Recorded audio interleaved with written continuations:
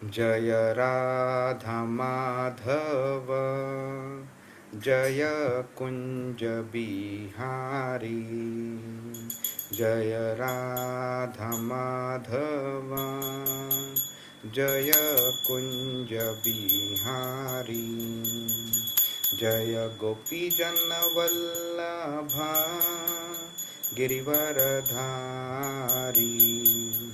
जय गोपी जन वल्लभा गिरिवरधारी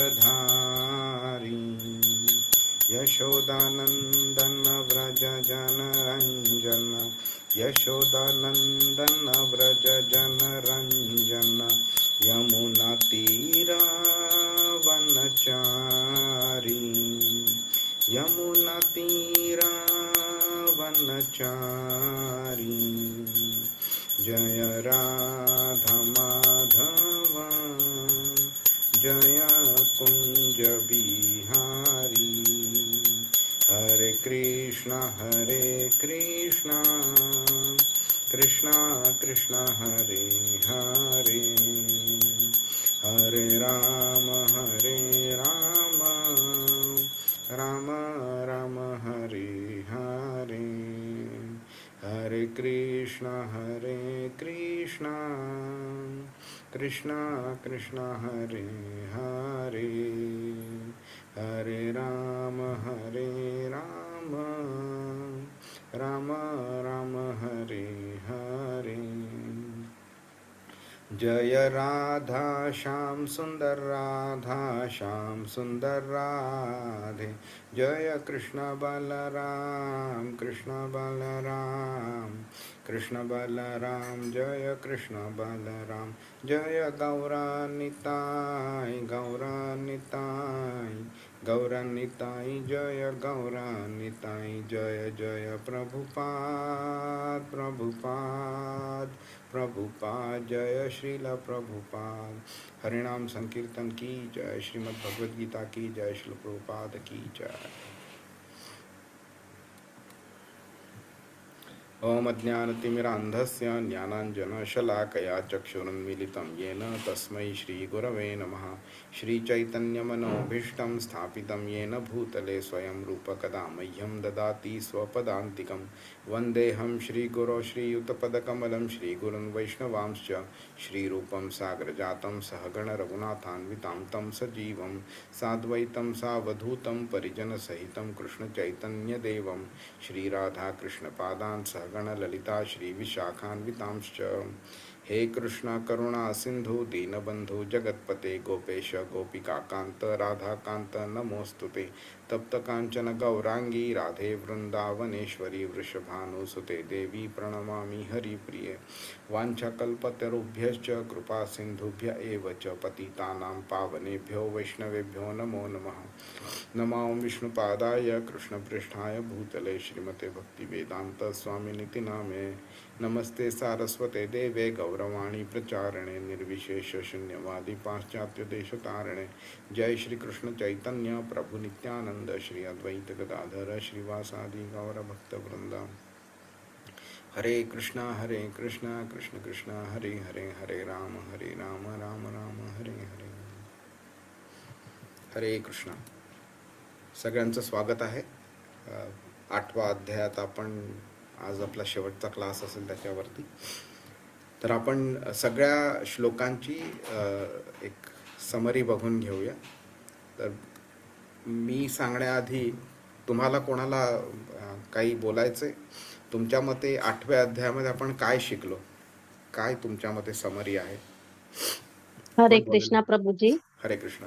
इथं या अध्यायाचं नाव इटसेल्फ इज भगवत प्राप्ती म्हणून आहे, त्यामुळे याच्यामध्ये सर्वसाधारण आपण जे आहोत त्याच्यामध्ये भगवानाने आपल्याला खूप सारे इम्पॉर्टंट मेसेजेस दिलेले जे आपल्याला मनात म्हणजे आत्मा परमात्मा ह्या सगळ्याचं टेक्निकली डिस्टिंग्विश केलंय। नंतर इथे मनात शंका येऊ शकते की पुण्यकर्म म्हणजे पुण्यकर्म आतापर्यंत आपल्याला चांगलं वाटत होतं, पण मग फक्त भक्ती केल्याने पण मला ते सगळं अचीव होऊ शकतं का? तर हे सगळं व्हेरी डिफरंट पद्धतीने कृष्ण भगवानाने आपल्याला पटवून दिलेलं आहे की भक्ती हाच अल्टिमेट मार्ग आहे फॉर भगवत प्राप्ती. बाकीच्या सगळ्या ज्या गोष्टी आहेत त्या भौतिक सुखाकरता आहेत, किंवा कर्मकांड, कर्ममार्ग, हे सगळे एक लोएस्ट लेवल आहे. जरी त्या गुड असल्या तरी again we have to go to best stage. नंतर मरते समयी पण आपल्याला खूप सारा त्रास होतो. तर तेव्हा तेव्हा जेव्हा आपल्याला जे मनात विचार असतील ते तुमचं नेक्स्ट जन्म असतो, तर ते अवॉइड करण्याकरता तुम्ही जर भक्ती केली तर you will always be in that mode, आणि तुम्ही भगवानांचाच विचार कराल. त्यामुळे तुम्हाला त्यामुळे तुम्हाला भगवानांची प्राप्ती होऊ शकते. बर आणि ब्रह्म म्हणजे आत्मा आहे, आणि परब्रह्म म्हणजे भगवान आहेत बेसिकली. बर असं मला थोडंफार, आणि अष्टांग योगाचं पण सांगितलं होतं, पण थोडक्यात मला एवढं आठवतंय प्रभूजी आता तरी सध्या. बर अजून कोणाला काही सांगायचंय? अभिनील प्रभू, हरे सुहास कृष्ण प्रभू. प्रभू. हरे कृष्ण. तर आपण 7व्या अध्यायामध्ये ज्ञानविज्ञान योगाबद्दल म्हणजे भगवत ज्ञानाबद्दल आपण शिकलेलो. आणि मग नंतर तिथून जेव्हा आपण हे अक्षर ब्रह्मयोग किंवा जसं माताजींनी सांगितलं भगवत प्राप्ती, याच्याबद्दल श्रीकृष्णांनी इथे सांगायला सुरुवात केली. तर म्हणजे जसं म्हणजे आता माताजी सांगत होत्या की जे जीव जे अर्जुनाने जे 8 प्रश्न जे महत्वाचे प्रश्न विचारलेले, की पहिल्या श्लोकामध्ये 6 आणि नंतर 2 असे काहीतरी 8 प्रश्न टोटल विचारले. त्याचं श्रीकृष्णांनी त्याला म्हणजे अर्जुनाच्या प्रश्नाला उत्तर देताना पुढे मग आपल्याला मृत्यूच्या वेळी भगवंतांचे स्मरण कसे करावे याबद्दल सांगितलेलं. आणि त्यानंतर कर्मकांडी आणि भक्त असं म्हणजे जे श्रीकृष्णाचं जे स्मरण करतात, तर त्याबद्दल म्हणजे आपण एक बघितलेलं की कर्मकांडी लोक कसे स्मरण करतात आणि जे भक्त लोक आहेत, भक्तगण जे आहेत ते कसे स्मरण करतात त्याबद्दल आपण बघितलेलं. आपण आणि भौतिक आणि आध्यात्मिक जगाची सुद्धा तुलना केलेली 17 ते 22 श्लोकांमध्ये.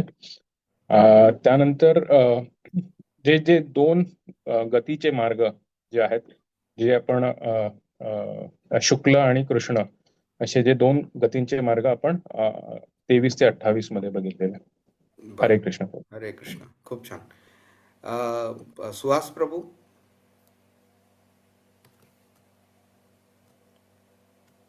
हरे कृष्ण प्रभू. हरे कृष्ण. प्रभू आपण समराईज इट, आपण वेगवेगळे मार्ग बघितलेत आणि काही रूल्स आहेत, जसं सांगितलं की उत्तरायण, दक्षिणायन. पण जो भक्त आहे त्याला याची चिंता करायची काही गरज नाही. ज्ञानयोगी आणि अष्टांग योगी आहे त्यांच्यासाठीच हे सगळे रूल्स आहेत. पण जो भक्त आहे त्याला या रूल्स करण्याचं काय, म्हणजे there is no need to think about those rules.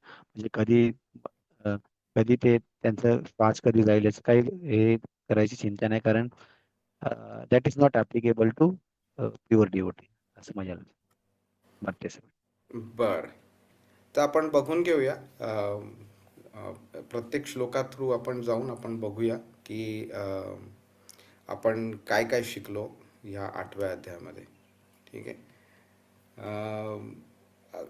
जवळजवळ तुम्ही प्रत्येकाने काही ना काही पॉईंट सांगितले. सगळ्या एक महत्त्वाचा पॉईंट असा होता की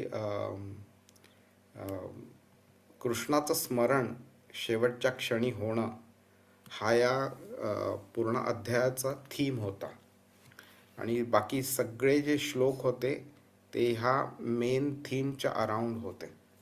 तर त्या पॉईंटबद्दल पण बोललं पाहिजे होतं. तर आपण आता बघूया, आपण प्रत्येक श्लोक बघूया. आपण आता 8व्या अध्यायाचा पहिल्या श्लोकामध्ये, तर इथे काय झालंय की अर्जुनाला कृष्णाने जेव्हा 7व्या अध्यायाच्या 29 आणि 30व्या श्लोकामध्ये असे काही टर्म्स वापरले, अधिभूत, अधिदैव, अधियज्ञ वगैरे, नंतर प्रयाण काले अपि च माम वगैरे, असं तो बोलला की मरते समयी माझं स्मरण करणं वगैरे. तर अर्जुनाने मग नंतर काय केलं की ह्या इमिडिएटली एका सगळ्यात हुशार आणि जागरूक असा जेव्हा शिष्य असतो तो कसं की एखादी गोष्ट आपल्याला जेव्हा कृष्ण सांगतो, अरे म्हणजे आपला शिक्षक सांगतो आणि आपल्याला ते समजलं नाही, तर तो पटकन विचारतो शिक्षकाला की बाबा ह्याचा अर्थ काय आहे म्हणून वगैरे. तर अर्जुनाने त्याप्रमाणे लगेच त्याला कृष्णाला विचारलं की बाबा ह्याचा अर्थ काय म्हणून. आणि त्यांनी असं अज्युम नाही केलं की कृष्ण हे म्हणत असेल, हां असं अज्युम नाही केलं. आणि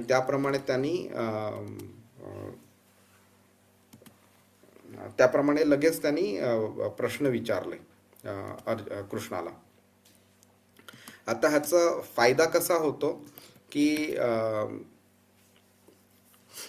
आपण कधी गोष्ट एखादी अज्युम केली की हे असेल आणि त्याप्रमाणे ते नसलं तर आपला पुढचा जो मार्ग असतो तो विपरीत होऊ शकतो. तर इकडे अर्जुनाने विचारल्यामुळे कृष्णाने त्याला अजून स्पष्टीकरण दिलं आहे. पण कृष्णाने काय केलं की अर्जुनाने मी आता दुसऱ्या श्लोकाबद्दल आधी बोलतो.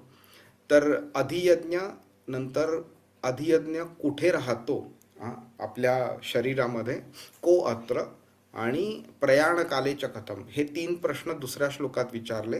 आणि त्याच्या आधीच्या श्लोकात पहिल्या श्लोकामध्ये त्यांनी 5 प्रश्न विचारलेले. ते 5 प्रश्न हे होते की अधिभूत कोण आहे, ब्रह्म काय आहे, अध्यात्म काय आहे, कर्म काय आहे, अधिभूत काय आहे आणि अधिदैव काय आहे. आणि ह्याची प्रश्नांची उत्तरं कृष्णाने कशी दिली आहेत की 3ऱ्या श्लोकामध्ये आणि 4थ्या श्लोकामध्ये त्यांनी अर्जुनाने टोटल 8 प्रश्न विचारले. त्या 8 प्रश्नांपैकी 7 प्रश्नांची उत्तरं कृष्णाने 3ऱ्या आणि 4थ्या श्लोकात दिलं. म्हणजे काय तर ब्रह्म काय आहे, अध्यात्म काय आहे आणि कर्म काय आहे ह्याचं उत्तर त्यांनी 3ऱ्या श्लोकात दिलं. तर आत्म्याला ब्रह्म म्हटलेलं आहे, नंतर त्याचा स्वभाव जो आहे त्याला अध्यात्म म्हटलेला आहे, आणि कर्म म्हणजे ते ज्याच्यामुळे एक देह ज्याची निर्मिती होऊ शकते त्याला कर्म म्हटलं आहे. आणि ह्या बाबतीत आपण डिटेलमध्ये बोललेलो सुद्धा. बऱ्याच लोकांना वाटतं की कर्म करणं म्हणजे चांगलं आहे म्हणून वगैरे. तर कर्म करणं चांगलं आहे, पण अकर्म करणं त्याच्यापेक्षाही चांगलं आहे. कर्मसन्यासापेक्षा कर्म करणं चांगलं आहे असं कृष्णाने आपल्याला शिकवलंय. पण त्यापेक्षाही अकर्म म्हणजे भक्तिमय कर्म करणं, स्वार्थासाठी कर्म न करणं हे चांगलं आहे.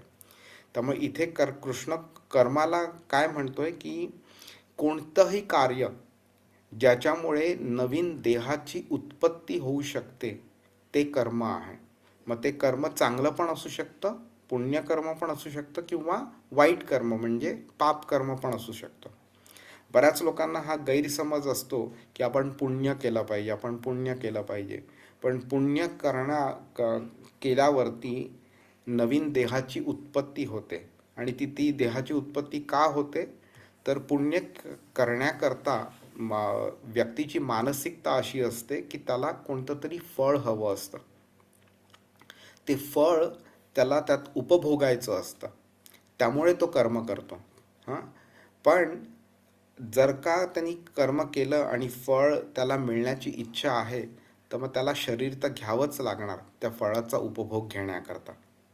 कारण जर का शरीर नाही मिळालं तर तो त्या फळाचा उपभोग कधीच घेऊ शकणार नाही. कारण आत्म्याला इंद्रिय नसतात, आत्म्याला म्हणजे भौतिक इंद्रिय नसतात.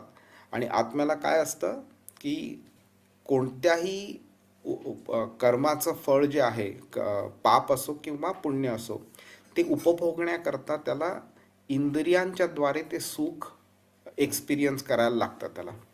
आणि भौतिक इंद्रिय ही फक्त शरीराद्वारेच मिळू शकतात, त्यामुळे त्याला शरीर घ्यावंच लागतं. मग त्याला भलेही स्वर्गात जावं लागेल किंवा पृथ्वीवरती राहावं लागेल किंवा नरकात जावं लागेल, कोणत्याही ठिकाणी गेल्यावरती त्याला भौतिक शरीराची आवश्यकता पडते. जे काही पुण्यकर्म केले ते उपभोगण्याकरता किंवा जे काही पापकर्म केलंय त्याचं त्रास सहन करण्याकरता. आणि म्हणून इथे कृष्ण आता इकडे पाप आणि पुण्य ह्याच्यामध्ये डिफरन्शिएट करत नाहीये, फक्त तो एवढंच सांगतोय भूत भावोद्भव करो विसर्ग कर्मसंहितः. कोणतंही कार्य कोणतंही कार्य ज्याच्यामुळे देहाची उत्पत्ती होते त्याला तो कर्म असं म्हणतोय त्याला. आता 4थ्या श्लोकामध्ये कृष्ण बाकीच्या प्रश्नांची उत्तरं देतोय. अधिभूत म्हणजे काय, अधिदैवत म्हणजे काय, अधियज्ञ म्हणजे काय आणि तो कुठे राहतो म्हणून. तर अधिभूत म्हणजे ही जी भौतिक प्रकृती आहे त्याला म्हटलेलं आहे. नंतर अधिदैव म्हणजे जे विराट रूप आहे कृष्णाचं, जे 11व्या अध्यायामध्ये सुद्धा त्यांनी त्याचं दर्शन घडवून आणलं, ते त्याला अधिदैव म्हटलेलं आहे. आणि त्या रूपामध्ये सगळे प्राणी मात्र समाविष्ट आहेत. त्याच्यामध्ये राक्षस पण आहेत, चंद्र सूर्यसारखे देवता पण आहेत, ब्रह्म शिवा सगळे त्याच्यामध्ये आहेत. ओके, त्याला अधिदैव म्हटलेलं आहे. आणि परमात्मा जो आहे त्या तो हृदयामध्ये जीवामध्ये वास करतो आणि त्याला अधियज्ञ असे म्हटलं जातं त्याला. म्हणजे अधियज्ञ म्हणजे काय, तर सगळ्या यज्ञांचं जे फळ असतं त्या फळ जे स्वीकार करतो तो अधियज्ञ. तुम्हाला आठवतंय 5व्या अध्यायाच्या 29व्या श्लोकात पण कृष्ण बोललेला की ह्या सगळे जे यज्ञ आहेत, भोक्तारम यज्ञ तपसाम सर्व लोक महेश्वरम, सगळ्या यज्ञांचं किंवा सगळ्या तपांचं जे फळ असतं त्याचा भोक्ता मी आहे म्हणून. आणि तेच इथे पण तो आता आपल्याला तेच सांगतोय.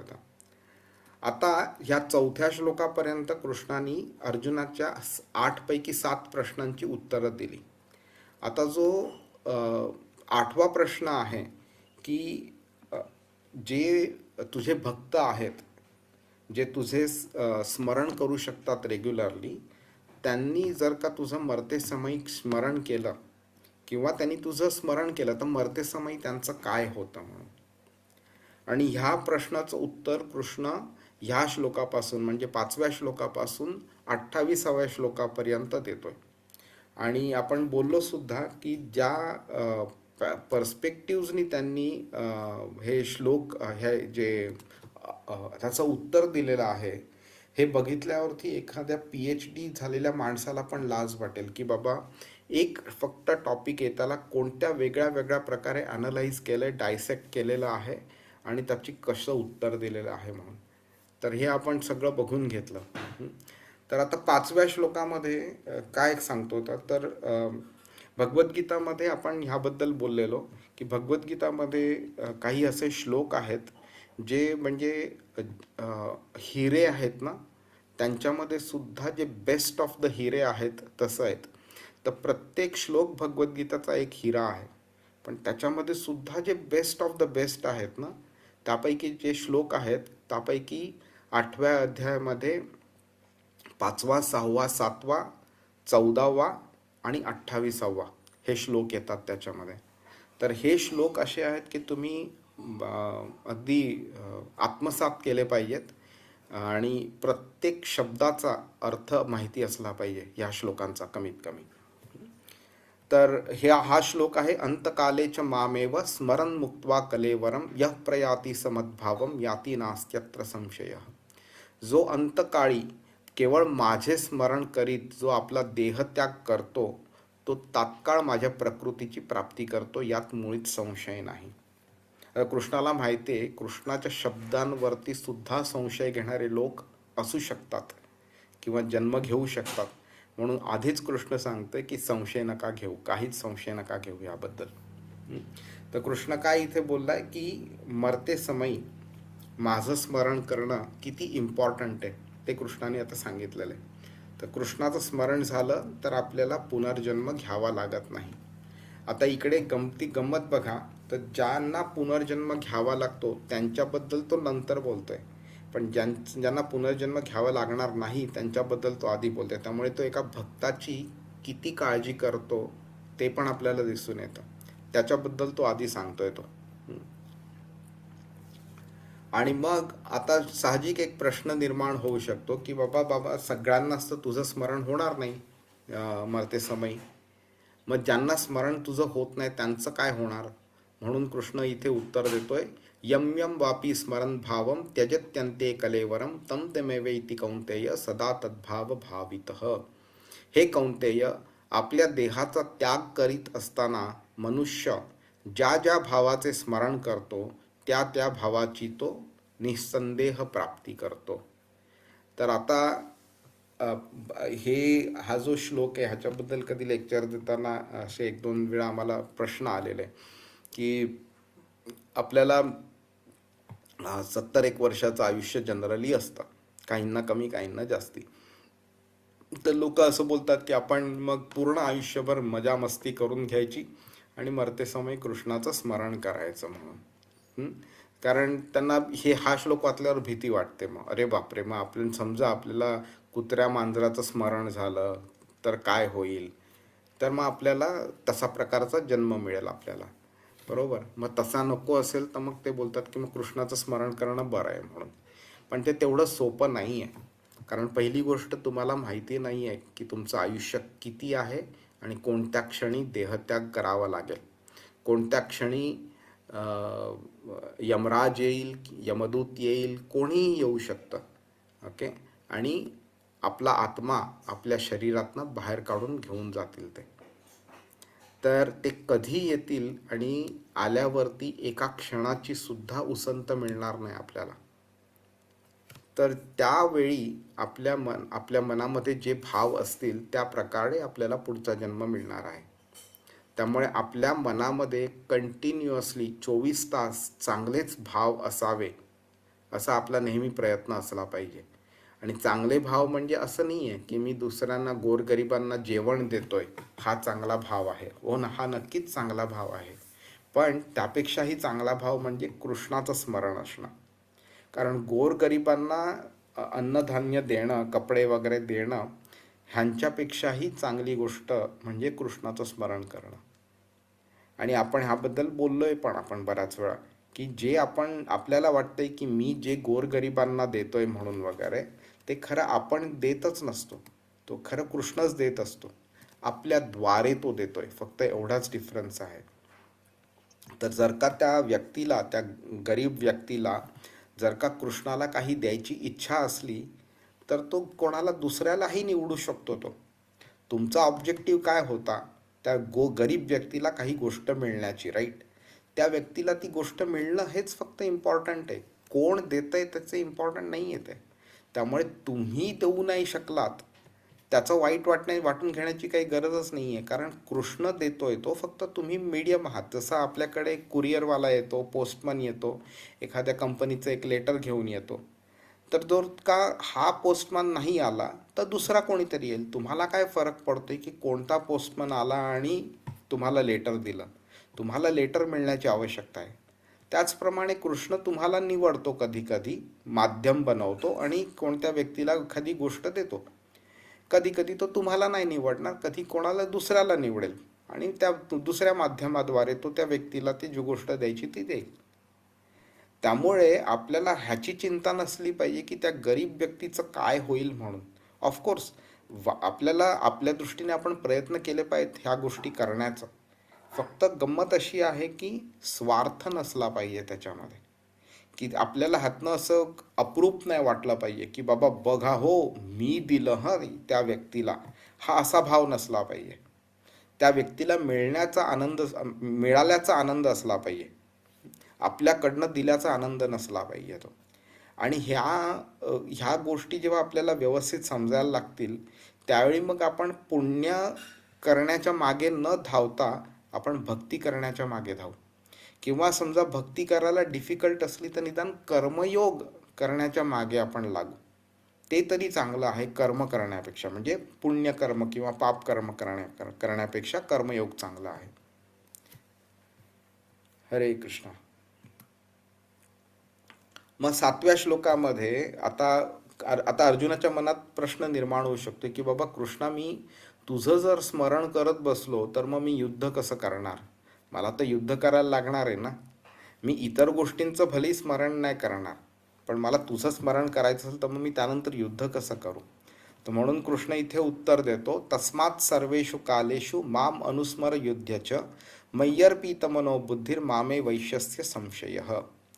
म्हणून हे अर्जुना तू सदैव माझे कृष्ण या रूपाचे स्मरण केले पाहिजे आणि त्याचबरोबर तुला आपल्या युद्धरूपी स्वधर्माचेही आचरण केले पाहिजे. तुझी कर्मे मला अर्पण केल्याने आणि तुझ्या मनाला आणि बुद्धीला माझ्या ठाई स्थिर केल्याने तुला निस्संदेह माझी प्राप्ती होईल. तर हा एक गुरुमंत्र आहे. आपण जेव्हा ऑफिसमध्ये काम करतो त्यावेळी आपल्याला प्रश्न पडतो की बाबा मी कसं आठवण होईल मला कृष्णाची. तर कृष्ण इथे बोलतोय की बाबा नाही, तू आधी माझी आठवण काढ आणि नंतर तू काम करायला चालू कर. आता आपण मागच्या वेळी पण बोललेलो आपण ना, तर जेव्हा तुम्ही भगवद्गीतेच्या क्लासला बसता त्यावेळी आपण आपल्यापैकी किती जण आहात जे गुरुला नमस्कार करतात आणि मग क्लासमध्ये बसतात. तुम्ही क्लास द्यायला बसा किंवा क्लास ऐकण्याकरता बसा, कोणत्याही कारणाकरता बसा, पण गुरुच्या कृपेशिवाय तुम्ही ना बोलू शकणार काही ना तुम्ही काही समजू शकणार. त्यामुळे क्लासमध्ये बसण्याआधी हा एक नियम बनवून ठेवा की गुरुला नमस्कार करूनच बसायचं. आणि तुम्हाला जर गुरु नसेल तर मग प्रभुपादांना नमस्कार करा आणि कृष्णाला नमस्कार करा आणि मग क्लासला बसा. ओके, तुम्हाला जे समजतंय ना आता त्याच्यापेक्षा अजून जास्ती छान समजेल, तुम्हाला लक्षात पण राहील आणि तुम्हाला ते आचरणात आणायला तुम्हाला स्फूर्ती पण मिळेल कृष्णाकडनं आणि प्रभुपादांकडनं. तर इकडे सुद्धा तेच होतंय की जेव्हा आपण ऑफिसच्या गोष्टींचं स्मरण आपल्याला होतं त्यावेळी असं होऊ शकतं की कृष्णाचं थोडं आपल्याला विस्मरण होऊ शकतं. पण निदान दिवसाची सुरुवात किंवा ऑफिसमध्ये सुरुवात करताना सुद्धा मनोभावे कृष्णाला नमस्कार करा. काही मागू नका, काही मागायची गरजच नाही आहे. त्याला माहिती आहे आपल्याला कसली काय गरज आहे आणि कधी द्यायचं ते, कसं द्यायचं ते, किती द्यायचं ते. जे द्यायचं ते तो देणार, जे नाही द्यायचं ते नाही देणार. त्यामुळे तुमच्या मागण्याची काही वाटच बघत नाही आहे तो. त्याला जेव्हा द्यायचं तेव्हा देईल. तुम्ही फक्त मनोभावे नमस्कार करा आणि त्याला बोललं की बाबा तुझं विस्मरण होऊ देऊ नकोस मला, बस. आणि तुम्ही तुमच्या दिवसाची सुरुवात करा, ऑफिसच्या कामाची सुरुवात करा. तुम्ही माम अनुस्मर युद्धच, कृष्णाने मुद्दामून माम अनुस्मर आधी बोललाय, युद्ध नंतर बोललाय. तो असं नाही बोलला युद्ध करता करता माझं स्मरण कर. ऑफकोर्स ते केलं तर जास्ती चांगलं आहे, पण आधी माझं स्मरण कर, आधी मी, मग सगळ्या गोष्टी, आधी कृष्ण आणि बाकीच्या सगळ्या गोष्टी. आणि जेव्हा आपण ह्या पद्धतीने करतो त्यावेळी आपल्याला बुद्धी मिळते, त्यावेळी आपल्याला स्फूर्ती मिळते की आपण कर्म कृष्णाला अर्पण करावी. म्हणजे काय तर हे जे काही रिझल्ट मिळणार आहे कर्मातनं, त्या रिझल्टचं मला काही नको आहे. तू ते रिझल्ट घेऊन टाक, तुझ्याकडे ठेव आणि तुला काय त्या रिझल्टचं करायचं ते तू कर, मला नको देऊस तू. हां, आणि पूर्णपणे मनाला आणि बुद्धीला कृष्णाच्या चरणी स्थिर करणं हे सिम्पल नाही आहे, पण डिफिकल्ट, इम्पॉसिबल पण नाही आहे. थोडं डिफिकल्ट असेल पण त्याला प्रॅक्टिसची आवश्यकता आहे. सुरुवातीला आपल्याला जाणवेल की बाबा आधी तर आपण कृष्णाचं स्मरण दिवसातनं एकदा सुद्धा नाही व्हायचं. आता भगवद्गीता शिकायला लागल्यापासून कधी दिवसातनं 2-5 वेळा तरी आपण लक्षात ठेवतो. जसं जसं आपण पुढे जाऊ, चॅन्टिंग चांगलं होईल, आपलं भगवद्गीतेचं वाचन चांगलं होईल, नमस्कार आपण करायला लागू, आरत्या करायला लागू कृष्णाला भोग अर्पण करायला लागू, तसं तसं कृष्णाचं स्मरण वाढत जाईल आपलं. बाकीच्या गोष्टींचं स्मरण कमी कमी होत जाईल आणि ॲट अ पर्टिक्युलर स्टेज एवढं होईल की कृष्णाचंच स्मरण होईल, बाकीच्या गोष्टींचं काही स्मरणच राहणार नाही आपल्याला. आणि तेच कृष्णाला हवं आहे. म्हणून तो बोलतो की प्रत्येक क्षणी माझं स्मरण कर, तस्मात् सर्वेषु कालेषु, प्रत्येक क्षणी माझं स्मरण कर. हरे कृष्णा. तर आता ऑब्विसली आता आपण बोलल्याप्रमाणे हे डिफिकल्ट आहे, सिम्पल नाही आहे ना. ते कृष्णाला पण माहिती आहे, कारण आपण भौतिक गोष्टींमध्ये एवढे अडकलो गेलो आहोत की आपल्याला हे असं कृष्णाचं कॉन्स्टंट स्मरण करणं तेवढं सिम्पल नाही आहे. म्हणून कृष्ण बोलतंय की अभ्यास योगयुक्तेन चेतसा नान्यगामिना परमं पुरुषम दिव्यम याती पार्थानुचिंतयन. ओके, अभ्यास करत राहायला पाहिजे आपण रेग्युलरली, की बाबा हां आपण आज कृष्णाचं फक्त 2-3 वेळा स्मरण झालं, मग अजून जास्ती वेळा स्मरण व्हायचं असेल तर काय करावं लागेल. म्हणून हा रेग्युलरली आपण स्मरण करत राहायला पाहिजे. आणि जेव्हा जेव्हा आपल्याला स्मरण कधी आपण होत नाही तर नंतर आपल्याला आठवतं, अरे अमुक एक गोष्ट झाली, मी तर कृष्णाला पूर्ण विसरूनच गेलो. मग त्याप्रमाणे मग नंतर आपण प्रयत्न केला पाहिजे, दुसऱ्या वेळी मुद्दामून आठवण ठेवण्याचा प्रयत्न केला पाहिजे. आणि असं करत करत गेलो की मग ती एक सवयच लागते. मग आपल्याला असं मेकॅनिकली आठवण ठेवायची गरजच नाही पडत आणि आपण सवयीप्रमाणे आपसुकच एकदम कृष्णाचं स्मरण येत राहतं. एखादं चांगला देव्हारा बघितला तर कृष्णाचं स्मरण होतं. पाणी छान बघितलं तर आपल्याला कृष्णाचं स्मरण व्हायला पाहिजे. थंड हवा चालली आहे, कृष्णाचं स्मरण व्हायला पाहिजे. 10व्या अध्यायात कृष्णाने एवढ्या वेगळ्या वेगळ्या प्रकारे त्याचं स्मरण कसं होऊ शकतं, किंवा 7व्या अध्यायामध्ये पण शिकवलंय त्यांनी. त्या गोष्टी सगळ्या बघितल्यावर हिमालय पर्वत बघितला, कृष्णाचं स्मरण व्हायला पाहिजे. नंतर सिंह बघितला तर गरुड बघितला तर कृष्णाचं स्मरण होऊ शकतं. घंटा बघितली, देऊळ बघितलं, काहीही बघितलं तर कृष्णाचं स्मरण व्हायला पाहिजे. कोणत्या असुराला बघितलं तरी सुद्धा कृष्णाचं स्मरण व्हायला पाहिजे. आणि ह्याप्रमाणे आपण स्वतःला एक सवय लावतो की कृष्णाचं स्मरण कॉन्स्टंटली कसं होईल आपल्याकडनं. म्हणून आणि म्हणून तो बोलतोय चेतसा नान्यगामिना, अन्यगामिना म्हणजे माझ्यापासून इतर ठिकाणी चेतनेला जाऊनच नाही द्यायचं. आणि परमम पुरुषम, हे परमपुरुष जो आहे त्याचं जे चिंतन करतो तो निश्चितपणे माझी प्राप्ती करतो. तर आता जो परमपुरुष आहे तो आणि कृष्ण काही वेगळा नाही आहे, कृष्ण सेमच आहे. पण इथे त्यांनी एका मुद्दामून कारणाकरता त्यांनी इथे परमपुरुष असं हा दिलेलं आहे, परमात्म्याला संबोधित करून दिलेला आहे. आणि त्याचं कारण कोण सांगू शकेल, कोणाला आठवतंय? इथे 10व्या श्लोकापासून तो 13व्या श्लोकापर्यंत एका विशिष्ट योग पद्धतीबद्दल बोलतोय, तो योग्यांबद्दल बोलणार आहे. तर त्याच्याकरता त्यांनी परमात्मा हा शब्द वापरलेला आहे. आणि आता तो काय करतोय, आपल्याला त्याचं स्मरण कसं वेगळ्या वेगळ्या प्रकारे होऊ शकतं, त्याच्या काय वेगळ्या वेगळ्या क्वालिटीज आहेत, हे तो इथे ह्या 9व्या श्लोकाद्वारे सांगतोय. कविम पुराणम अनुशासितारम कविम पुराणम अनुशासितारम अणोरणीयांसम अनुस्मरेद्यः सर्वस्य धातारमचिन्त्य रूपम आदित्यवर्णम तमसः परस्तात्. मनुष्याने परमपुरुषाचे सर्वज्ञ, पुरातन, नियंता, अणुपेक्षाही सूक्ष्म, सर्व गोष्टींचे पालन करता, सर्व भौतिक कल्पनांच्या अतीत असणारे अचिंत्य आणि नित्य पुरुष या रूपांमध्ये ध्यान केले पाहिजे. परमपुरुष सूर्याप्रमाणे तेजस्वी आहेत आणि ते भौतिक प्रकृतीच्या पलीकडे अर्थात दिव्य आहेत. तर एवढ्या सगळ्या क्वालिटीज कृष्णाने सांगितलेल्या आहेत. तर कोणत्या ना कोणत्या क्वालिटीद्वारे आपण नक्कीच त्याचं स्मरण करू शकतो. त्यामुळे इथे कृष्णाने असं थेअरेटिकल इन्स्ट्रक्शन नाही दिली की बाबा मी तुला सांगितलं माझं स्मरण कर, तू कर. तसं नाही केलंय कृष्णाने. ते थिअरी प्रॅक्टिसमध्ये कशी आणू शकतो आपण ते पण कृष्णाने सांगितलेलं आहे. आता 10व्या श्लोकापासून 13व्या श्लोकापर्यंत तुम्हाला आपण बोललेलो तसं 6व्या अध्यायामध्ये कृष्णाने एका अष्टांग योगीबद्दल सांगितलेलं.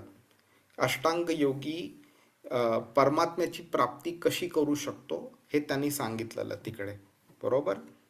पण नंतर काय झालं, 33व्या श्लोकामध्ये अर्जुनाने कृष्णाला एक प्रश्न विचारला की बाबा हे जे काय तू सांगतोय ते खूप डिफिकल्ट वाटतंय मला. एका हवेला, वाऱ्याला कंट्रोल करू शकतो पण मनाला कंट्रोल करणं शक्य नाही आहे. आणि मनाला कंट्रोल केल्याशिवाय अष्टांग योग तर कोणी करूच शकत नाही. तर कृष्ण बोलतो हो बरोबर आहे तुझं, पण प्रॅक्टिसनी होऊ शकतं. मग नंतर अर्जुन अजून एक प्रश्न विचारतो की जो असफल योगी असतो त्याचं काय होतं. तो भौतिक मार्ग तर त्यांनी सोडलेला असतो आणि ह्या अष्टांग योगाच्या मार्गावरती चालायला चालू केलं असतं.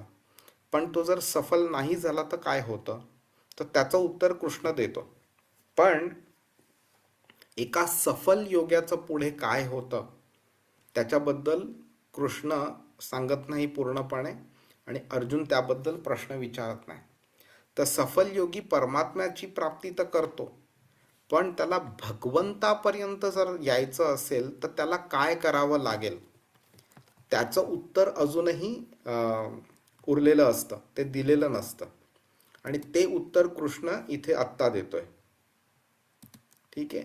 तर जी व्यक्ती परमात्मा स्वरूप त्यांनी जे म्हणजे त्याची प्राप्ती करण्याच्या मार्गावरती लागलेला असतो आणि त्याची प्राप्ती केलेली असते, त्याच्या वेळी म्हणजे तो अष्टांग योगाचा तो संक्षिप्त रूपात जो प्रवास आहे तो इथे कृष्ण वर्णन करतो आणि 13व्या श्लोकात त्याचं फायनल उत्तर देतो. प्रयाणकाले मनसा चलेन भक्त्या युक्तो योग बलेन चैव भ्रुवोर्मध्ये प्राणमावेश्य सम्यक सतम परम पुरुषम उपैति दिव्यम.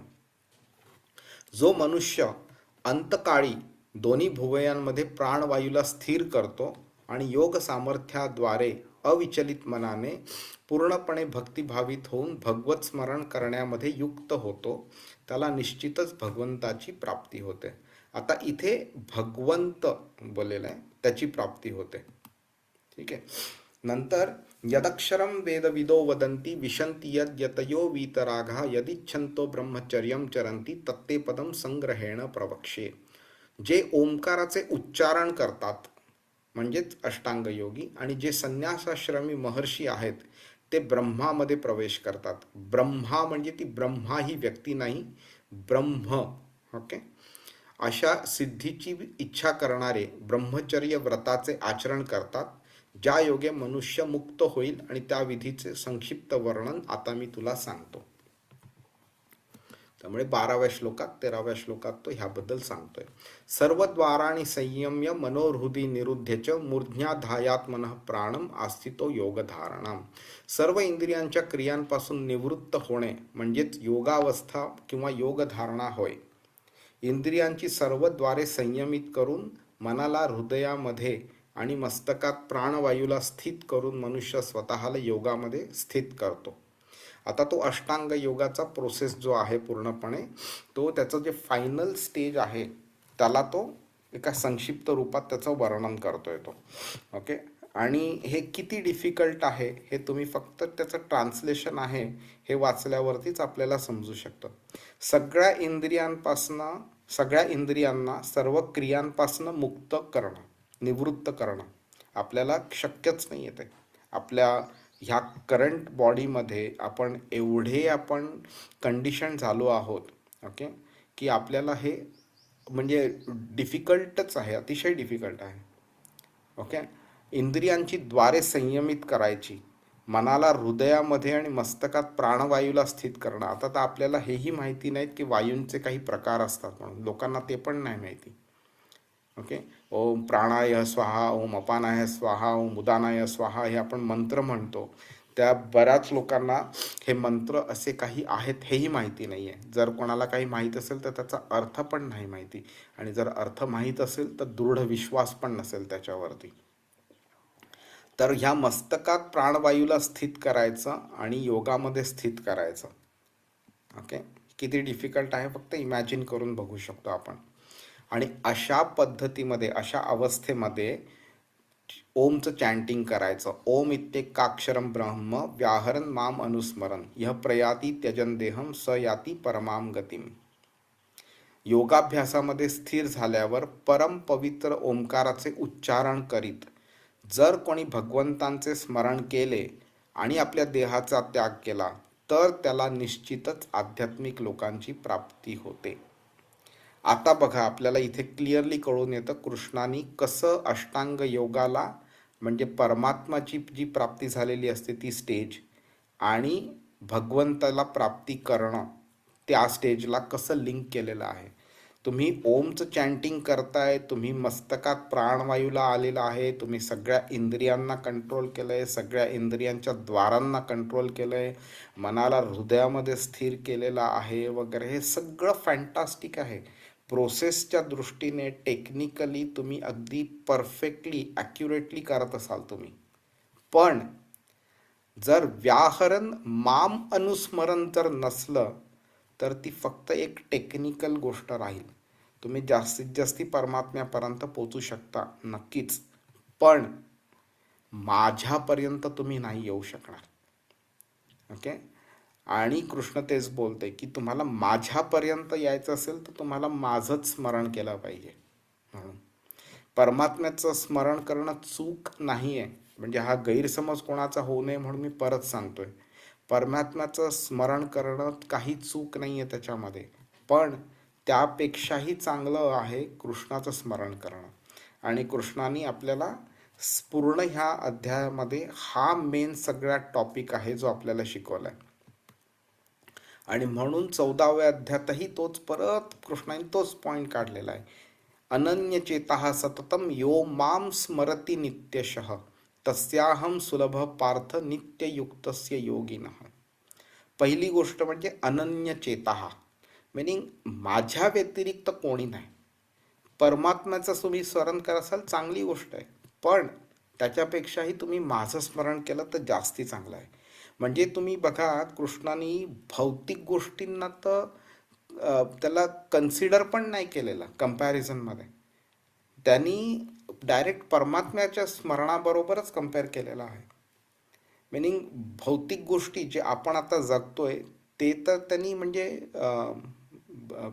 काही कम्पॅरिझनमध्ये आणलंच नाही आहे. त्याने डायरेक्टली तो बोलतोय की माझ्या कम्पॅरिझनमध्ये सगळ्या गोष्टी कमी आहेत, म्हणून त्यांना कम्पॅरिझन होऊच शकत नाही. अनन्यचेतः, हे पार्था जो अनन्य भावाने विचलित न होता सतत माझे स्मरण करतो त्याला प्राप्त होण्यास मी सुलभ असतो, कारण तो निरंतर भक्तियोगात रममाण झालेला असतो. हां, नुसतं अनन्यचेतः असं नाही. कधी कधी लोक क्रिकेटची मॅच बघताना सुद्धा त्यांना कसलंही भान राहत नाही. हां, फक्त क्रिकेट, इथे मोबाईल वाजत असेल किंवा घराची बेल वाजत असेल किंवा आई वडील हाक मारत असतील, हां, दुसऱ्या दिवशी परीक्षा असेल वगैरे, कसलंही त्यांना भान राहत नाही. क्रिकेटमध्ये तर फक्त क्रिकेटमध्ये गुंतलेले असतील ते.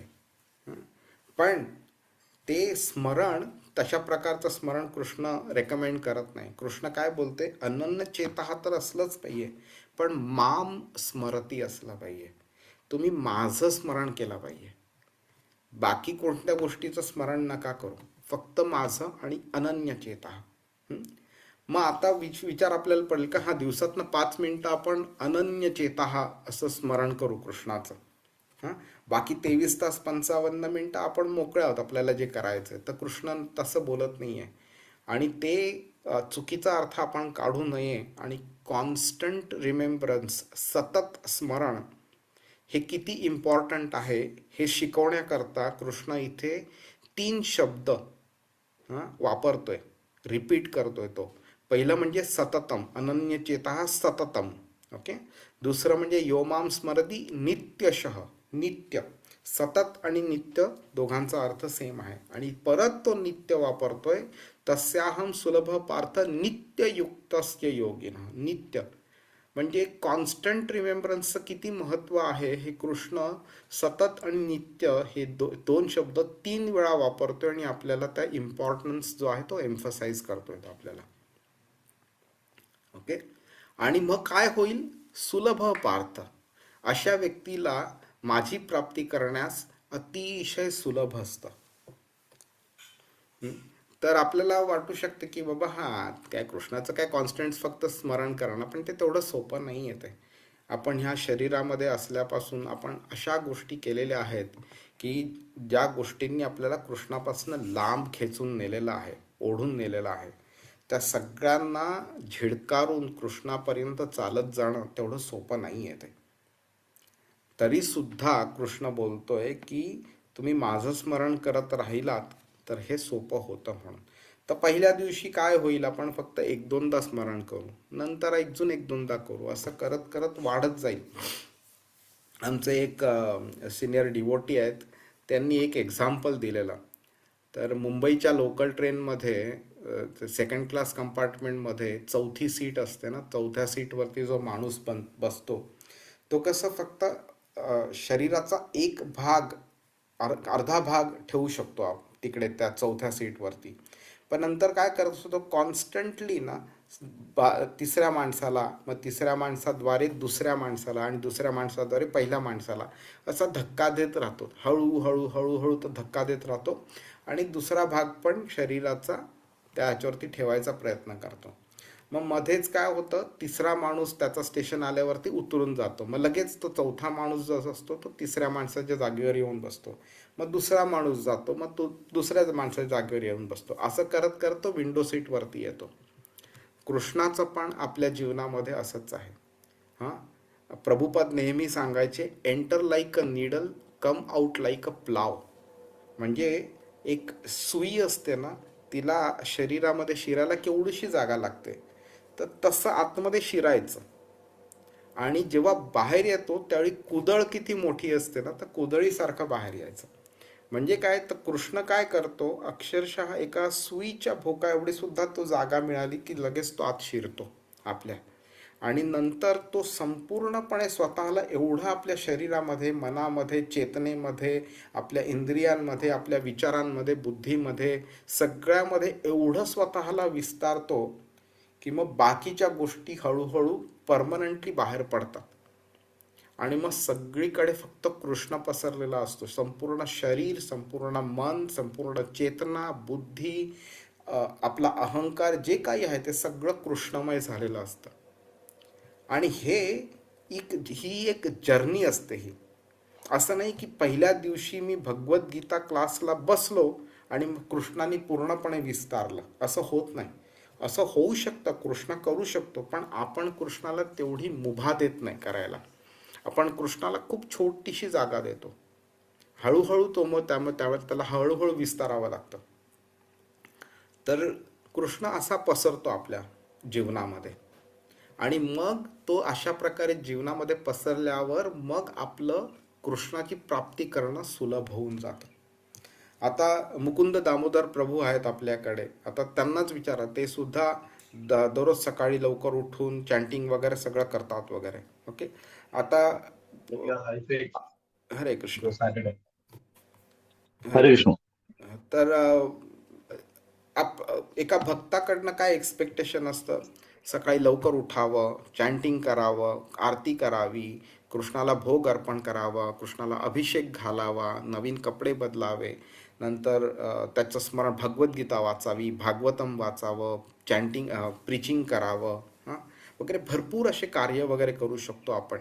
3-3 वेळा भोग अर्पण करतो. आता साधारणपणे एक भक्त जर असतो तर 3 ते 4 तास तरी कृष्णामध्ये, त्याच्या सेवेमध्ये लागतात त्याला. जर का हेच आम्हाला सुरुवातीला अगदी आम्ही इस्कॉनमध्ये एंटर केल्या केल्या पहिल्या दिवशी जर आम्हाला कोणी सांगितलं असतं की हे तुम्हाला करायला पाहिजे, तर डिफिकल्ट पडलं असतं. पण हळूहळू हळूहळू कृष्ण स्वतःला असा विस्तारतो की बाकीच्या गोष्टी सगळ्या बंद होऊन जातात. टी व्ही बघणं बंद होऊन जातं. म्हणजे जे असे मित्र असतात जे आपल्याला कृष्णापासून लांब ओढतात, असे मित्र पण बंद होऊन जातात. कधी कधी नातेवाईकांचं पण कॉन्टॅक्ट आपला कमी कमी होत जातो. फक्त गरजेपुरता राहतो, सणांपुरता राहतो, किंवा काही इव्हेंट्स असले तर राहतो. उगीच टाइमपास म्हणून होत नाही. आपली प्रायोरिटी कृष्ण असते, बाकीच्या सगळ्या गोष्टी नंतर असतात. आणि ह्याप्रमाणे कृष्ण विस्तारतो आपल्या जीवनामध्ये स्वतःला. ओके, आता 15व्या श्लोक आणि 15व्यापासून 22व्या श्लोकापर्यंत कृष्ण भौतिक जगाचं वर्णन करतो आणि आध्यात्मिक जगाचं वर्णन करतो. ह्या दोघांना एकमेकांबरोबर कम्पेअर करतो आणि ह्या दोघांमध्ये काय पॉझिटिव्ह आहेत आणि काय निगेटिव्ह आहेत ते तो सांगतो आपल्याला. तर मामुपेत्य पुनर्जन्म दुःखालयम शाश्वतम नाप्नुवंती महात्मानः संसिद्धिं परमां गतः. माझी प्राप्ती केल्यावरती भक्ती योगी महात्मेजन या दुःखपूर्ण तात्पुरत्या जगतात कधीच परतून येत नाहीत, कारण त्यांना परमसिद्धी प्राप्त झालेली असते. म्हणजे बघा, माझी प्राप्ती म्हणजे मामुपेत्य, त्याला तो परमां गतः असं बोललेला आहे. आपल्याला तिकडेच कळून येतं की परमात्म्याची प्राप्ती जी आहे त्याला परमगती कृष्ण बोलत नाहीये. आणि ह्या जगाचं वर्णन करताना कृष्ण 2 शब्द वापरतोय, दुःखालयम आणि अशाश्वतम. ह्या दुःखालय म्हणजे आलय म्हणजे निवासस्थान. या निवासस्थानी फक्त दुःख आणि दुःखच मिळतं, कोणत्याही प्रकारचं सुख मिळत नाही. जे आपल्याला सुख आहे असं वाटतं ते खरं सुख नसतं. ते आपण कोणत्या तरी पुण्यकर्म केले त्याचे ते रिटर्न्स असतात, त्याला परमनंट सुख मिळूच शकत नाही आपण. आणि कृष्ण त्याला अजून एका द्वारे डिस्क्राईब करतोय, अशाश्वतम असं बोलतोय तो. म्हणजे तुम्ही कितीही मोठे छान बंगले, छान बिल्डिंगी वगैरे बांधा तुम्ही, ते एक ना एक दिवस तुटणार आहेत. कितीही चांगला जॉब असो, एक ना एक दिवस तुम्ही रिटायर होणारच आहात. कितीही तुम्ही पैसा कमवा, कितीही मोठे बिझनेस बनवा तुम्ही, एक ना एक दिवस तुम्ही शरीर सोडून जाणार आहात आणि हे सगळंच्या सगळं तुम्ही इथेच मागे ठेवून जाणार आहात. हे सगळं अशाश्वत आहे.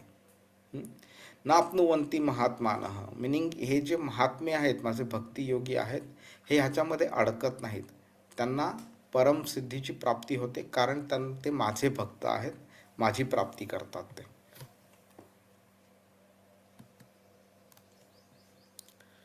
आ ब्रह्मभुवना लोकः पुनरावर्तिनो अर्जुन मामुपेत्य तु कौंतेय पुनर्जन्म न विद्यते. परत सांगतोय तो, पुनर्जन्म न विद्यते.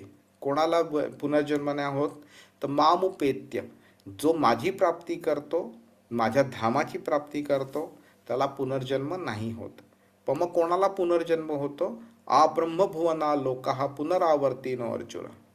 ह्या भौतिक जगामध्ये ब्रह्मलोकापासून शेवटच्या पाताळ लोकापर्यंत जी कोणी व्यक्ती आहे, जे काही हे लोक आहेत, लोक या शब्दाचा 2 अर्थ निघतात. लोक म्हणजे व्यक्ती पण असू शकते, आणि लोक म्हणजे आपण पृथ्वीलोक, स्वर्गलोक, पाताळ लोक कसं बोलतो तसं लोक म्हणजे प्लॅनेट पण होऊ शकतं. तर ह्या संपूर्ण जे प्लॅनेटरी सिस्टम आहे, ब्रह्मलोकापासून पाताळ लोकापर्यंत, ही सगळीच्या सगळी दुःखाची स्थानं आहेत. म्हणजे कृष्ण असं बोलत नाही आहे की कोणाला चुकीचा अर्थ निघू शकतो 15वा श्लोक ऐकल्यावरती, की बाबा मला नाही होणार किंवा मी स्वर्गलोकात जाईन म्हणून, मग स्वर्गलोकात काय प्रॉब्लेम नाही. तर कृष्ण बोलते स्वर्गलोक तरी भरपूर खालती आहे, मी तर ब्रह्मलोक जो सगळ्यात टॉपमोस्ट आहे, त्या टॉपमोस्टपासून सगळ्यात अगदी जो खालती आहे पाताळ लोक, त्या सगळ्यांबद्दल मी बोलतो इथे, की ही सगळीच्या सगळी दुःखाची स्थानं आहेत. आणि ह्याच्यावरती वारंवार जन्म मृत्यू होत राहतो, पुनर्जन्म होत राहतो. पण जी व्यक्ती माझी प्राप्ती करते त्याला पुनर्जन्म होत नाही. मग इथे काय होईल? आता आपल्याला असं वाटतं की बाबा पुनर्जन्म होतोय ना, ठीक आहे, काय प्रॉब्लेम काय आहे? ब्रह्मासारखी व्यक्ती, ओके, त्याचं आयुष्य एवढं आहे तर त्याला तर मजा करता येईल त्याला. तर म्हणून इथे कृष्ण तो समज पण काढून टाकण्याकरता आपल्याला सांगतोय, सहस्त्रयुग पर्यंतम हर्यत ब्रह्मणो विदुः रात्रीम युग सहस्त्रांताम ते हो रात्र जनो विदः. ओके, मानवीय गणनेनुसार 1 सहस्त्र चतुर्युगे म्हणजे ब्रह्मदेवाचा 1 दिवस होतो, आणि अशाच 1000 चतुर्युगांची ब्रह्मदेवाची 1 रात्र असते. तर तुम्हाला आठवत असेल, आपण ब्रह्मदेवाचं आयुष्य संपूर्णपणे आपण कॅल्क्युलेट केलेलं, 311 ट्रिलियन 400 बिलियन हे आयुष्य, म्हणजे ह्युमन इयर्स, पृथ्वीवरती जे वर्ष आहे तेवढं ब्रह्मदेवाचं आयुष्य आहे. पण हेच आयुष्य जे आहे हे महाविष्णूच्या एका श्वासा एवढं आहे. म्हणजे आपण समजू शकतो की महाविष्णूचा एक श्वास किती मोठा असू शकतो आपल्या दृष्टीने, आणि दुसऱ्या अँगलनी बघितलं तर ब्रह्मदेवाचं आयुष्य किती छोटं वाटू शकतं एका श्वासा एवढं आहे. तर कृष्ण काय बोलतोय आता? 17, 18, 19 मध्ये कृष्णाने हे भौतिक जगत आहे ते कसं टेम्पररी आहे त्याबद्दल सांगितलेलं आहे इकडे. तर आता ह्या श्लोकात सांगतोय, अव्यक्तात् व्यक्तयः सर्वः प्रभवन्त्य हरागमे रात्र्यागमे प्रलीयन्ते तत्रैवाव्यक्त संज्ञके. ब्रह्मदेवाच्या दिवसाचा आरंभ झाल्यावर सर्व जीव अव्यक्तातून व्यक्त होतात, आणि त्यानंतर जेव्हा रात्र प्रारंभ होते तेव्हा ते पुन्हा अव्यक्तात लय पावतात. ओके, आपण इथे अव्यक्त आणि व्यक्त ह्याच्याबद्दल आपण डिटेलमध्ये बोललेलो आणि त्या काय कृष्ण सांगतोय ते पण आपण बघितलेलं. मी आता परत ते रिपीट नाही करत मी.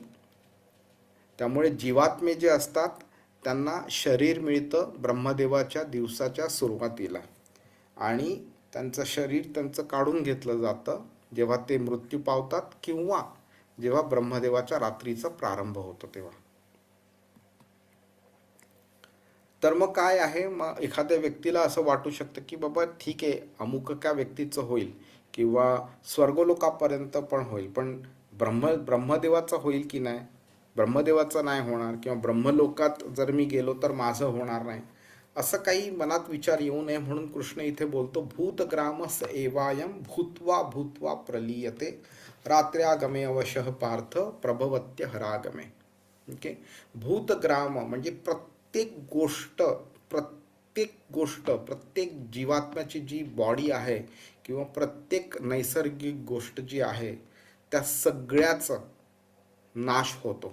ओके, भूत्वा भूत्वा प्रलीयते, सगळे जीव अस्तित्वात येतात आणि ब्रह्मदेवाची जेव्हा रात्र होते त्यावेळी त्यांचा लय होतो. म्हणजे आत्मा राहतो, शरीर लय होतं, निसर्ग जो असतो त्याचा लय होतो आणि भूत्वा भूत्वा प्रलय होते म्हणजे त्याला कॉन्स्टंटली क्रिएट केलं जातं आणि कॉन्स्टंटली डिस्ट्रॉय केलं जातं. क्रिएशन आणि डिस्ट्रक्शन हे कॉन्स्टंटली होत राहतं. आता ह्याच्यावरूनच आपल्याला समजू शकतं की त्यांनी जे अशाश्वतम हा जो शब्द वापरलेला ना, त्या अशाश्वतमचं काय अर्थ निघतो ते. आणि म्हणून आता तो त्याचं स्वतःचं जे धाम आहे ते कसं शाश्वत आहे त्याबद्दल तो उत्तर देतो इकडे. तो बोलतोय परस्तस्मात् तु भावो अन्यो व्यक्तो व्यक्तात् सनातनः यः स सर्वेषु भूतेषु नश्यत्सु न विनश्यति.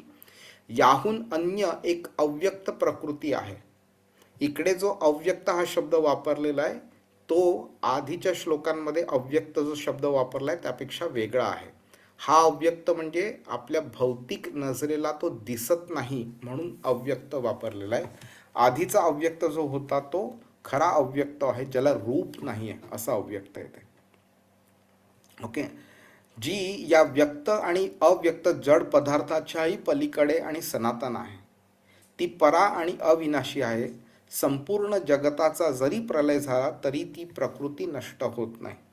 आता कृष्णांनी स्वतःच्या जे आध्यात्मिक जगत आहे त्याचं वर्णन केलंय. आता 21व्या श्लोकात बोलतोय अव्यक्तो अक्षर इत्युक्त स्तमाहु परमाम गतिम यम प्राप्य न निवर्तन्ते तद्धाम परमम मम. वेदांती ज्याचे अव्यक्त आणि अक्षर म्हणून वर्णन करतात, जे परम लक्ष्य म्हणून जाणले जाते, ज्या स्थानाची प्राप्ती झाल्यावर मनुष्य पुन्हा कधीच परतून येत नाही, तेच माझे परमधाम होय. बघा किती फॅन्टास्टिकली त्यांनी लिंक केलेलं आहे. त्यांनी आधी निगेटिव्ह क्वालिटीज भौतिक जगात सांगितल्या, ते का निगेटिव्ह आहेत त्याबद्दल सांगितलं. मग पॉझिटिव्ह काय आहे ते सांगितलं, ते का पॉझिटिव्ह आहे ते सांगितलं आणि त्यांना स्वतःबरोबर आणि स्वतःच्या धामाबरोबर त्यांनी कसं लिंक केलेलं आहे. म्हणजे कृष्णाला किंवा कृष्णाचं जे धाम आहे त्याला परमधाम नाही असं चुकून कोणी समजू नये म्हणून इथे कृष्णाने ते पण क्रॉस लिंक करून सांगितलेलं इकडे. आणि मग शेवटी तो ह्या दोघांना स्वतःबरोबर लिंक करतो. ओके, पुरुषस्य परः पार्थ भक्त्या लभ्यस्त्वनन्यया यस्यांतःस्थानी भूतानी येन सर्वमिदं ततम. सर्वाहून श्रेष्ठ असणाऱ्या पुरुषोत्तम भगवंताची प्राप्ती अनन्य भक्तीनेच होते. ते जरी आपल्या धामामध्ये विराजमान असले तरी ते सर्वव्यापी आहेत आणि सर्व काही त्यांच्या ठायी स्थित आहेत. पुरुषोत्तम भगवान श्रीकृष्ण त्यांची प्राप्ती फक्त श्रीकृष्णांच्या भक्तीनेच होऊ शकते, कोणत्याही दुसऱ्या मार्गाने होऊ शकत नाही. म्हणजे इथे बघा अर्जुनाने जो प्रश्न विचारला तर कृष्णाने त्याचं उत्तर दिलं. त्याचा आता कृष्ण प्रोसेस पण सांगतोय की तुम्ही नुसते माझ्या धामी यायला पाहिजे, तुम्ही माझं स्मरण केलं पाहिजे असं नाही, तर तुम्ही ते कसं करू शकता ते पण कृष्ण इथे उत्तर देतोय. भक्त्या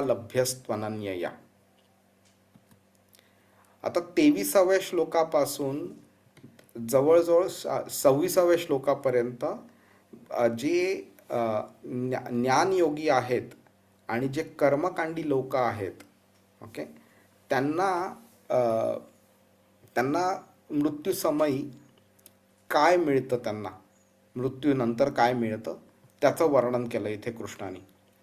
यत्र काले त्वनावृत्तिम आवृत्तिम चैव योगिनः प्रयाता यान्ति तं कालम वक्ष्यामि भरतर्षभ.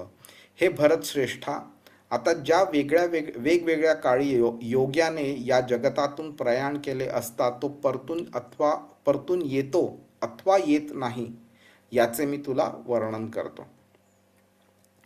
अग्निर्ज्योतिरः शुक्लः षण्मासा उत्तरायणम तत्र प्रयाता गच्छन्ति ब्रह्म ब्रह्म विदो जनाः. जे परब्रह्माला जाणतात ते अग्निदेवतेच्या प्रभावामध्ये, प्रकाशामध्ये, दिवसाच्या शुभक्षणी, शुक्ल पक्षामध्ये किंवा सूर्य जेव्हा उत्तरायणात असतो त्या 6 महिन्यांमध्ये या भौतिक जगतात मृत्यू झाल्यावर परब्रह्माची प्राप्ती करतात. तर हे वेगळे वेगळे मार्ग तर सांगितले आहेत, पण ह्याला एक कृष्णाने एक क्वालिफिकेशन टाकले, ब्रह्म ब्रह्म विदो जनाः, जे परब्रह्माला जाणतात ते. म्हणजे असं नाही की कोणी ऑर्डिनरी व्यक्ती आयुष्यभर त्यांनी पाप केलेलं आहे किंवा काही थोडं पुण्य वगैरे सुद्धा केलेलं असेल आणि ती जर का सूर्य उत्तरायणात म्हणजे 6 महिने वर्षापैकी कधीही मी मृत्यू पावलो तर मी परत येणार नाही, हे असं नाही आहे. ते जे परब्रह्माला जाणतात त्यांच्याकरताच हे ॲप्लिकेबल आहे. म्हणजे इथे तो ज्ञानयोगीबद्दल सांगतो येतो इकडे. पण काही लोक अशी असतात की ज्यांना भौतिक जगातल्या गोष्टी उपभोगायच्या असतात, ते कर्मकांडी असतात, त्यांना पाप करण्याची इच्छा नसते, त्यांना जे शास्त्रात विधिसम्मत आहे अशाच गोष्टी करायच्या असतात, पण अशा गोष्टी करून त्यांना शरीराचे इंद्रिय भोग तृप्ती हवी असते. तर त्या लोक काय करतात, तर ते कर्मकांडात सांगितल्याप्रमाणे विधी जे करतात शास्त्रसम्मत आहे ते, मग त्यांना काय प्राप्त होतं ते इकडे कृष्ण ह्या श्लोकात सांगतोय आपल्याला 25व्या श्लोकात. धूमो रात्रीस्तथा कृष्णः षण्मासा दक्षिणायनम तत्र चांद्रमसं ज्योतिर्योगी प्राप्य निवर्तते. धूर रात्र कृष्ण पक्ष किंवा दक्षिणायनामध्ये जो योगी मरण पावतो तो चंद्रलोकाची प्राप्ती करतो, परंतु तो पुन्हा परत येतो. ठीक आहे. आणि म्हणजेच आपल्याला कळतं, आपण आधी बोलल्याप्रमाणे, की जी व्यक्ती कृष्णाची भक्ती करते त्याला प्राप्ती होत नाही नवीन देहाची, पण जो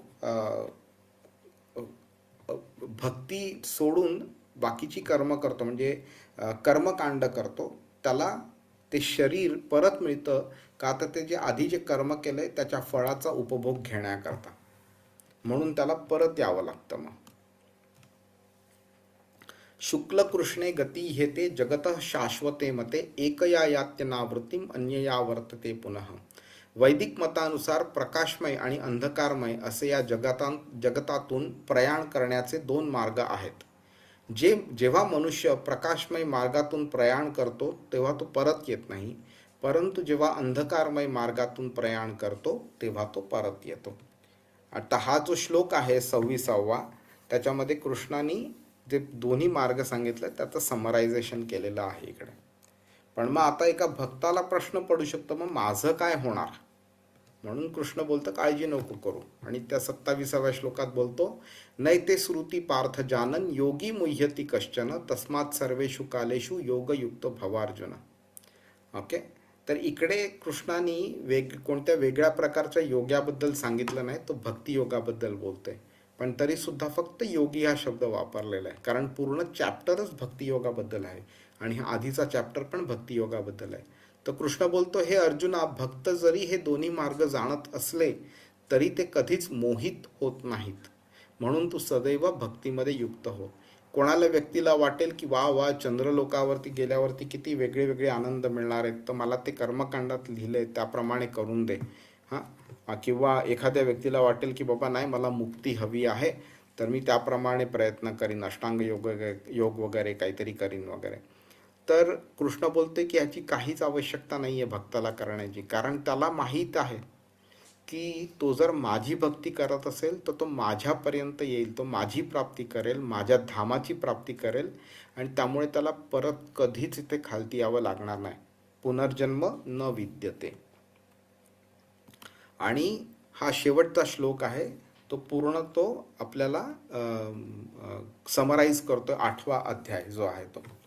एका भक्तानी कृष्णाचं स्मरण का करावं, कसं करावं वगैरे, आणि केल्यावरती काय फळ मिळतं, काय नाही मिळत, इतरांना काय मिळतं, काय नाही मिळत, ते सगळे या श्लोकामध्ये त्यांनी समराईज केलेलं आहे. वेदेषु यज्ञेषु तपस्सु चैव दानेषु यत्पुण्यफलं प्रदिष्टम अत्येति तत्सर्वमिदं विदित्वा योगी परम स्थानम उपैति चाद्यम. जो मनुष्य भक्ती मार्गाचा स्वीकार करतो तो वेदाध्ययन, तपस्या, दान देणे किंवा दार्शनिक तथा सकाम कर्म इत्यादी करण्यापासून जे फल प्राप्त होते त्या फलापासून वंचित होत नाही. केवळ भक्तिपूर्ण सेवा केल्याने त्याला हे सर्व प्राप्त होते आणि अखेरीस त्याला परम शाश्वत धामाची प्राप्ती होते. तर आता किती सिंपल लँग्वेजमध्ये कृष्णाने कंपेअर केलं आहे बघा, की बाबा तुम्ही भक्ती मार्गाचा स्वीकार करा आणि तुम्ही म्हणजे कसलीही अपेक्षा ठेवू नका. तुम्हाला जे द्यायचं आहे ते मी देणार, जेव्हा द्यायचं आहे, जसं द्यायचं आहे, जितकं द्यायचं आहे ते सगळं मी देणार. हां, 9व्या अध्यायाच्या 22व्या श्लोकाबद्दल आपण बोललेलो. आपण आता शिकू. 9वा अध्याय चालू केल्यावरती कृष्ण बोलते, अनन्याश्चिंतयन्तो माम ये जनः पर्युपासते तेषां नित्याभियुक्तानां योगक्षेमं वहाम्यहम. योगक्षेमं वहाम्यहम. त्याचा सगळा योग, त्याचा सगळा क्षेम जो आहे ते मी सांभाळतो. त्याच्याकडे जे नाही आहे ते मी देतो त्याला, आणि त्याच्याकडे जे आहे त्याचं राखण करणं पण मीच करतो म्हणून. तर म्हणून व्यक्तीने एखादं दान दिलं किंवा एखादा तप केला किंवा वेद वाचले किंवा काही असं तप केला किंवा कोणत्याही पुण्याचं कार्य केलं वगैरे किंवा कोणत्याही प्रकारचं सकाम कार्य केलं, तर एक आपल्याला गॅरंटी इथे ह्या अध्यायातनं मिळाली पाहिजे की आपल्याला त्याच्याकडनं जे फळ मिळतंय त्याच्यापेक्षा जास्ती आणि चांगलं असं फळ म्हणजे कृष्ण प्राप्ती आणि कृष्ण धामाची प्राप्ती, हे फळ जे आहे ते आपल्याला भक्ती मार्गात मिळू शकतं. आणि हे जे बाकीच्या लोकांबद्दल इथे कृष्णाने सांगितलं त्यांना ते मिळणार नाही जे एका भक्तियोगीला मिळतंय. पण एका भक्तियोगीला ते सगळं मिळतं जे बाकीच्या योग मार्गांबद्दल ज्यांना सांगितलंय त्या मार्गावरती जे चालतात त्यांना जे काही मिळतं ते पण भक्तियोगाला मिळतं. तर ह्याप्रमाणे कृष्ण आपल्याला ह्या अध्यायाद्वारे हे छान चांगलं शिकवतं की आपल्याला कृष्णाची भक्ती कशी का केली पाहिजे आणि इतर मार्गांवरती चालण्याची आवश्यकता नाही आहे आपल्याला. बरं, तुमचा अभिप्राय मिळू शकतो 8वा अध्याय कसा झाला, आपण कोणत्या गोष्टी चांगल्या केल्या आणि आपण कोणत्या गोष्टी अजून चांगल्या करू शकतो किंवा नाही चांगल्या झाल्या. नाही चांगलं झालं असं तर काहीच वाटत नाही प्रभूजी. मला 8व्या अध्यायामध्ये खूप सारं म्हणजे 7व्या अध्यायामध्ये आपण थोडंसं एक फंडामेंटल लेवलच्या थोडंसं वरती गेलो होतो, पण 8व्या अध्यायामध्ये मला असं वाटलं की अजून आपल्याला भगवान त्यांच्याजवळ म्हणजे भक्ती मार्गाला जाण्याकरता प्रवृत्त करत आहेत. आणि आतापर्यंत मृत्यूची एक म्हणजे आपण भौतिक जगात असल्यामुळे मृत्यूची एक भीती असते, तर ती भीती पण घालवण्याचा खूप सारा प्रयत्न भगवानांनी सर्वसामान्यांकरता केलेला आहे. हे 2 मला खूप मोठे आणि डेफिनेटली भगवानांचं कंटिन्युअस नाम कशाचाही विचार न करता की मी हे केलं तर मला हे मिळेल का, ते केलं तर असं होईल का, कशाचाही विचार न करता सगळं सरेंडर टू भगवान कृष्ण हेच अल्टिमेट ध्येय. म्हणजे सगळं डिटेलमध्ये तुम्ही सांगितलंच प्रभूजी, पण तरी पण 2 इम्पॉर्टंट मेसेज माझ्या दृष्टीने की भगवानांचं नाव आणि का भगवानांचं नाव आणि भीती काढली मृत्यूशी असं मी म्हणेल प्रभूजी. खूप छान, खूपच छान, खूप छान समराईज केलं. थँक्यू. तुम्ही काय मेन शिकलात ह्या चॅप्टरद्वारे ते पण सांगा तुम्ही, की बाबा म्हणजे एक बोलतो ना आपण टेक अवे बोलतो ना, तसं काय आहे की आता तुम्ही तुमचं जी साधना आहे, तुमची कृष्णाप्रती जी भक्ती आहे ती तुम्ही कशी इम्प्रूव्ह कराल, तुम्ही काय अजून कराल, किंवा काय चुकीच्या गोष्टी ज्या होत्या त्या तुम्ही थांबवाल, त्याबद्दल पण तुम्ही विचार करा. तुम्हाला बोलायचं असेल तर तुम्ही बोलू पण शकता त्याबद्दल. प्रत्येक अध्याय जो आहे भगवद्गीतेचा एका पायरीप्रमाणे आहे, तो आपल्याला वरती वरती नेतोय. त्यामुळे जसं जसं आपण वरती जातो तसं तशा खालच्या पायऱ्यांना आपण विसरू शकतो आपण, किंवा जे चुकीच्या गोष्टी आहेत आपल्या जीवनात त्यांना आपण काढून टाकू शकू. तर तुम्ही अशा प्रकारे तुम्ही काय करणार आहात ते पण तुम्ही नक्की सांगा. हरे कृष्णा प्रभू, दंडवत कृष्ण प्रणाम. हरे कृष्ण. तुम्ही खूप छान प्रकारे एक्सप्लेनेशन करता प्रभूजी. आणि या अध्यायामध्ये मला जसं तुम्ही सांगितलं की म्हणजे सकाम कर्म म्हणजे काय असतं, आणि भगवंत आणि भक्त याच्यामध्ये म्हणजे डिफरन्स सांगितला तुम्ही. भक्त हा भौतिक सृष्टी कशी म्हणजे काय आहे आणि आध्यात्मिक जगत काय आहे याबद्दल तुम्ही सांगितलं. आणि म्हणजे जे सकाम कर्मी वगैरे आहे तर त्यांचं काय होतं, आणि भक्त म्हणजे प्रयाणकालीन म्हणजे सकाळ आणि संध्याकाळी जर भक्तांनी जर श्वास सोडला तर काय होतं, तर भक्त याच्या कधीच चिंता करत नाही. तर फक्त भगवंतांना शरण असतो. आणि भगवंतांनी याच्यात इम्पॉर्टन्स सांगितलं की सततम म्हणजे नित्य माझं स्मरण करा, माम अनुस्मरण म्हणजे माझं तुम्ही पहिला चिंतन करा आणि नित्य करा. हे ह्याच्यात मला खूप छान आवडलं प्रभूजी. आणि तुम्ही म्हणजे तुमचा क्लास खूप छान असतो प्रभूजी. हरे कृष्ण. हरे कृष्ण. कोणाला अजून काही अभिप्राय द्यायचा आहे? भगवंतांच्या तोंडातनं निघालेला प्रत्येक शब्द इम्पॉर्टंट आहे. तुम्हाला मी सांगितलं अगदी असेल ना की ज्ञानेश्वरांनी जेव्हा ज्ञानेश्वरी लिहिली, म्हणजे सुहास प्रभू आता कसं म्हणाले ना की भगवद्गीता 18वा अध्याय शिकल्यावरती संपेल वगैरे, पण ज्ञानेश्वरांनी जी ज्ञानेश्वरी लिहिली ना त्याच्या इंट्रोडक्शनमध्ये त्यांनी लिहिलंय की मी एक पामर आहे, मी भगवद्गीता सर्वसामान्यांना समजेल अशा रीतीने मी ट्रान्सलेट करून परत लिहायचा प्रयत्न करतोय, म्हणजे सर्वसामान्यांच्या फायद्याकरता. का ते बोलले की भगवद्गीता इतकी डीप आहे, इतकी कॉम्प्लेक्स आहे समजायला, की महादेव शंकर ते दररोज भगवद्गीताचं स्मरण करतात आणि दररोज ते त्याच्यातनं नवीन जो अर्थ निघतो त्यातनं विस्मयचकित होतात. आता तुम्ही इमॅजिन करा, महादेवांसारखी व्यक्ती, आपण तर म्हणजे धुळीच्या कणा एवढे पण नाही आहोत आपण त्यांच्यासमोर, आणि आपण म्हणजे ज्ञानेश्वरांच्या सुद्धा समोर आपण त्यांच्या पायाच्या धुळीच्या कणा एवढे पण नाही आहोत आपण. ते स्वतःला महादेवांबरोबर पामर समजतात आणि ते बोलतात की भगवद्गीता प्रत्येक वेळी वाचल्यावरती नवीन नवीन अर्थ समजतो. त्यामुळे भगवद्गीता एका जन्मी काय करोडो जन्म घेतल्यानंतर सुद्धा आपल्याला भगवद्गीता संपूर्णपणे समजेल असं शक्यच नाही आहे. त्यामुळे ह्या जन्मामध्ये जेवढी आपल्याला शक्य समजणं आहे तेवढी समजून घेऊया, आणि जेवढी आपल्याला भक्ती करणं शक्य आहे तेवढी भक्ती करूया आपण त्याची. हरे कृष्ण. हरे कृष्ण. तर भेटूया आता पुढच्या आठवड्यात 9वा अध्याय सुरू करू आपण पहिल्या श्लोकापासून.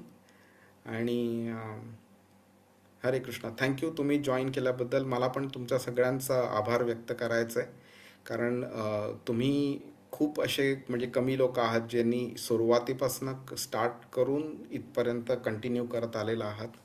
बरेच लोक मध्ये मध्ये जॉईन होतात, मध्ये मध्ये ड्रॉप होतात वगैरे, परत जॉईन होतात, परत ड्रॉप होतात. पण तुम्ही जे काही 6-8 जण आहात तुम्ही रेग्युलरली येत आहे, तर त्याबद्दल धन्यवाद तुमचा. आणि हीच एक विनंती राहील की 18व्या अध्यायाच्या 78व्या श्लोकापर्यंत प्लीज येत राहा, आणि आपलं स्वतःचं आपलं जे जीवन आहे त्याचा उद्धार करूया आपण. हरे कृष्ण. भेटूया. हरे Krishna. Thank you so much Prabhuji. हरे थँक्यू. कृष्ण. हरे कृष्णा प्रभू, दंडवत. धन्यवाद. प्रणाम. हरे कृष्ण. हरे धन्यवाद. कृष्णा प्रभू. हरे कृष्णा. हरे कृष्ण प्रभूजी. दंडवत. Thank you so much Prabhuji. हरे Krishna. Hare Krishna, Hare Krishna,